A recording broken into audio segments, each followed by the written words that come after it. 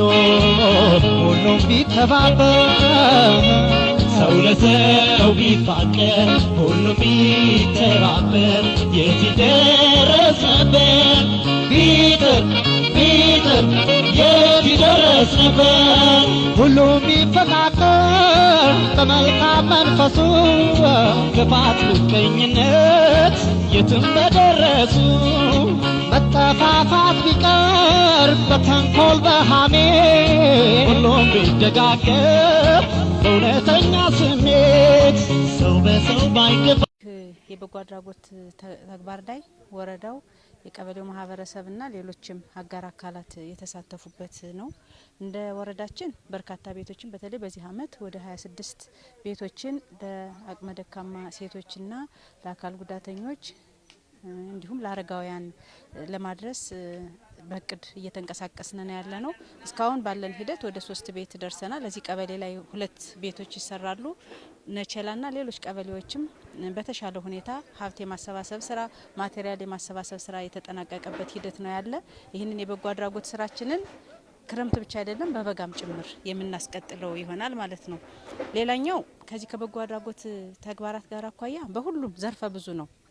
ይሄ የፓርቲው ኢኒሼቲቭ ነው።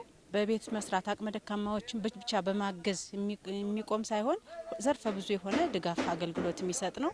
ለምሳሌ ከድጋፎች ሁሉ ድጋፍ የበላይ ድጋፍ የሆነውን የደም ልገሳ ስራ ካሁን ቀደም ሰጠናል። ከወረዳ አስተባባሪ ኮሚቴ ጀምሮ እስከ አመራር እስከ ማህበረሰቡ ድረስ በተሻለ ሁኔታ የደም ልገሳ አካሂደናል። የተማሪዎች ደብተር ማሰባሰብ ችለናል። አሁን በዚሁም በተጨማሪ ልዩ ልዩ ድጋፎችንና በበጎ ፍቃድ የሚሰሩ ተግባራትን በእቅዳችን አካተን እየሰራን ነው ያለንበት ሂደት ነው ያለ። በተለይ አረንጓዴ አሻራ ላይም አሁን በስፋት እየሰራን እንገኛለን። ወጣቶችን በማስተባበር የተራቆቱ አካባቢዎችን በመትከል ከችግኝ በዘለለም ለዘላቂ ጥቅም የሚውሉ አትክልቶችን በመትከል ጭምር ስራ እየሰራ ያለንበት ሂደት ነው ያለ።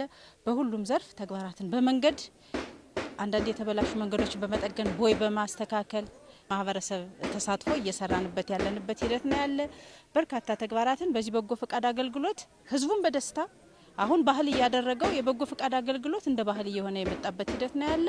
ይህንን የህዝቡን ተነሳሽነት የኛም በቁርጠኝነት በመያዝ ተግባሩን አቀጣጥለን እየሰራን ያለንበት ሂደት እንዳለና ወደፊትም የሚቆም እንዳልሆነ መግለጽ እፈልጋለሁ። በተለይ የበጎ ፍቃድ አገልግሎት ክረምት ላይ ብቻ ተሰርቶ የሚቆም ሳይሆን በጋም ላይ በዚሁ ግለት የምናስቀጥለው እንደሆነ ማንሳት እፈልጋለሁ።